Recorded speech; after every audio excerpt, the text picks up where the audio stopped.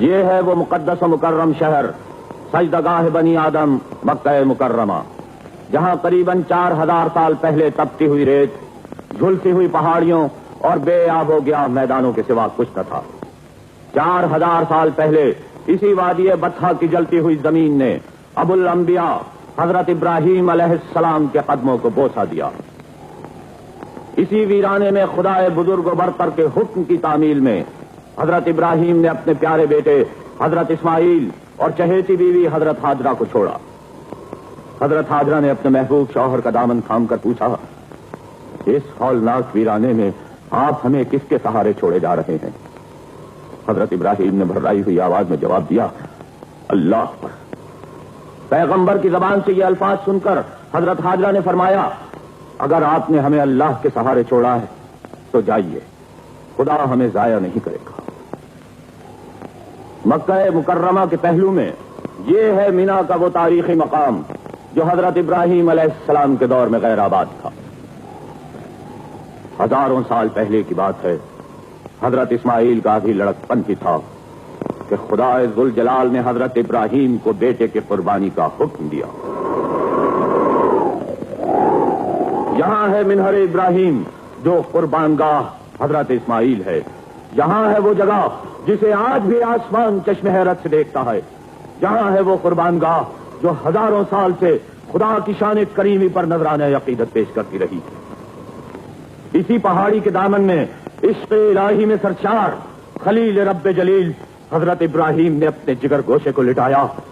آسمان سے جھانکنے والے فرشتوں کی نظریں ساکت ہو گئیں، کائنات کی نبضیں ڈوبنے لگیں۔ اچانک زمین و آسمان پر ایک لرزہ طاری ہوا، پہاڑوں کے جگر کانپ اٹھے۔ یہ ہے مقتل اسماعیل جہاں وہ لیٹ چکے تھے۔ باپ نے چھری اٹھائی اور بیٹے کے گلے پر پھیر دی۔ آسمان کی بلندیوں سے ندا آئی، ابراہیم بچ کرو، تمہاری قربانی قبول ہوئی۔ رحمت الہی جوش میں آئی اور اپنے بندوں کی اطاعت گزاری پر مسکرا اٹھی۔ جہاں حضرت اسماعیل لیٹے تھے اس جگہ دمبا ذبح ہو چکا تھا۔ حضرت ابراہیم خلیل اللہ اور حضرت اسماعیل ذبیح اللہ امتحان میں سرخرو ہو چکے تھے۔ رب ذوالجلال نے تعمیر کعبہ کا حکم فرمایا۔ ایک روایت کے مطابق سب سے پہلے خانہ کعبہ کی تعمیر حضرت آدم علیہ السلام کی پیدائش سے قبل ہوئی۔ حضرت نوح کے طوفان کے وقت آسمان پر اٹھا لیا گیا اور اب پروردگار عالم کے حکم سے حضرت ابراہیم خلیل اللہ اور حضرت اسماعیل ذبیح اللہ نے خانہ کعبہ کی تعمیر شروع کی، جس کا نقشہ حضرت جبریل علیہ السلام نے بتایا۔ جب بیت اللہ کی تعمیر مکمل ہو گئی تو باپ اور بیٹے نے خانہ کعبہ کا طواف کیا۔ رب العالمین کو اپنے پیارے بندوں کی ادائے شکرانہ کچھ ایسی پسند آئی کہ اس نے طواف کعبہ کو بنی آدم کی فلاح و نجات کا ذریعہ بنا دیا اور حکم دیا کہ تمام بنی آدم کو اس مرکز توحید پر جمع کرو۔ حضرت ابراہیم اللہ کے حکم سے جبل ابو قبیس پر چڑھے اور دنیا کے بسنے والوں کو حج کی دعوت دی، جس کو آسمان اور زمین کے درمیان ہر چیز نے سنا اور لبیک کہا۔ لبیک اللہم لبیک، لبیک اللہم لبیک، لبیک لا شریک لک لبیک، ان الحمد والنعمت لک والملک لا شریک لک۔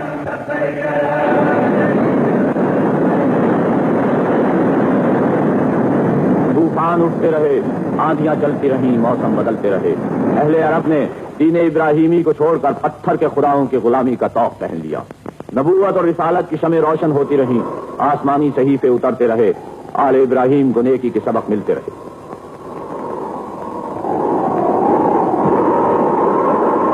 ظلمت کی آندیاں روشنی پر جھپٹیں۔ بنی اسرائیل نے بیت المقدس کے ہیکل سلیمانی کو بت کدے میں تبدیل کر دیا۔ لوح تقدیر پر یہود کا گناہ لوہے کے قلم اور ہیرے کی نوک سے لکھا گیا۔ نور و ظلمت کی اس کشمکش میں ابن مریم نے توحید کی مشعل جلائی۔ یہود نے وقت مسیحا کے خلاف ناپاک سازش کی اور خدا کی حکمت نے حضرت عیسیٰ کو مرگ صلیب سے بچا لیا، لیکن خدا کا گھر 360 بتوں کا مسکن بن گیا۔ وقت گزرتا گیا اور ایک بار پھر پوری دنیا ظلمت کی تاریکیوں میں ڈوب گئی۔ ظہور اکبر کا وقت آ چکا تھا۔ عرش الہی پر فرشتوں نے حمد و ثنا کے ترانے چھیڑ دیے، آسمان سے انوار کی بارش شروع ہو گئی۔ وہ ظہور انسانیت کبریٰ، وہ معلم کتاب و حکمت، یعنی وہ وجود اعظم جس کے لیے دشت حجاز میں ابراہیم خلیل اللہ نے اللہ کو پکارا، جس کے نور مبین کی تجلی فاران کی چوٹیوں پر موسیٰ کلیم اللہ نے دیکھی، جس کے عشق میں داؤد نے نغمہ سرائی کی، جس کے جمال الہی کی تقدیس میں سلیمان اپنے تخت جلال پر جھک گئے۔ غرض وہ آنے والا آ گیا اور خدا کی زمین آخری مرتبہ سنواری گئی تاکہ اس کی ابدی حکومت کا تخت بچھے اور اس کے فرمان آخری کا اعلان ہو۔ بروز پیر 12 ربیع الاول جب صبح کی تجلی رات کی تاریکی کو شکست دے رہی تھی، ایک بار پھر جبل ابو قبیس کی چوٹی نور سے چمک اٹھی۔ رسالت کا آفتاب کفر کی تاریکیوں کو چیرتا ہوا عرب کے افق پر طلوع ہوا۔ یہ ہے مولد نبی، جہاں 1400 سال پہلے سردار مکہ حضرت عبد المطلب کا مکان تھا۔ اسی جگہ غریبوں کے والی، یتیموں کے مولا حضرت محمد صلی اللہ علیہ وآلہ وسلم کی ولادت ہوئی۔ اسی جگہ عالم کے نجات دہندہ پیدا ہوئے۔ اسی جگہ دنیا کے محسن اعظم کا ظہور ہوا۔ یہ ریگستان حجاز کی بادشاہت کا پہلا دن تھا۔ یہ عرب کی ترقی اور عروج کے بانی کی پیدائش تھی۔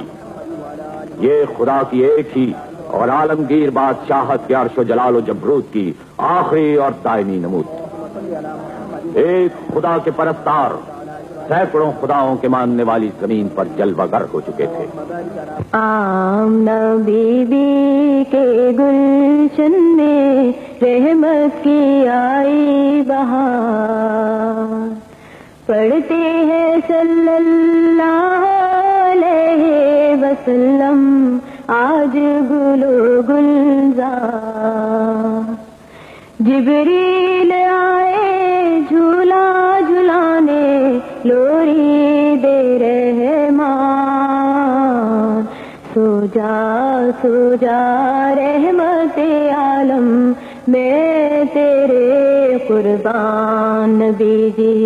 اللہ اللہ اللہ لا الہ الا ہو، اللہ اللہ اللہ لا الہ الا ہو۔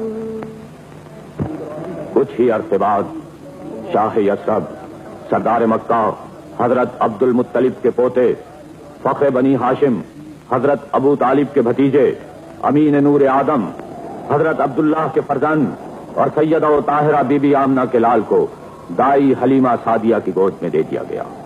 خوش نصیب حلیمہ عرب کے در یتیم کو، بنی ہاشم کے چاند کو، کونین کے سردار کو اپنے بازوؤں میں سمیٹ کر اپنے سینے سے لگا کر بنو سعد کے قبیلے کی طرف روانہ۔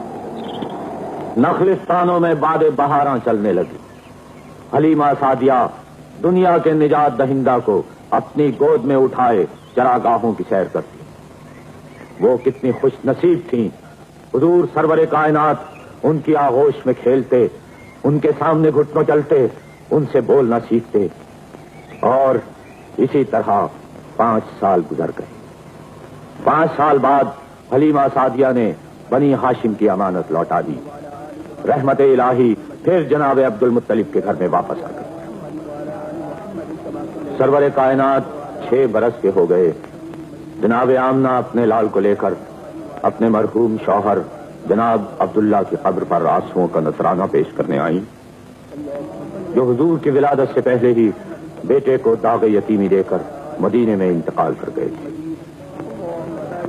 یہ ہے مدینہ منورہ کا محلہ، بنی نجار کی ایک گلی جہاں دار النابقہ واقع ہے، جس کے اندر تاجدار مدینہ سرکار دو عالم حضرت محمد مصطفیٰ صلی اللہ علیہ وآلہ وسلم کے والد محترم جناب عبداللہ بن عبد المطلب ابدی نیند سو رہے تھے۔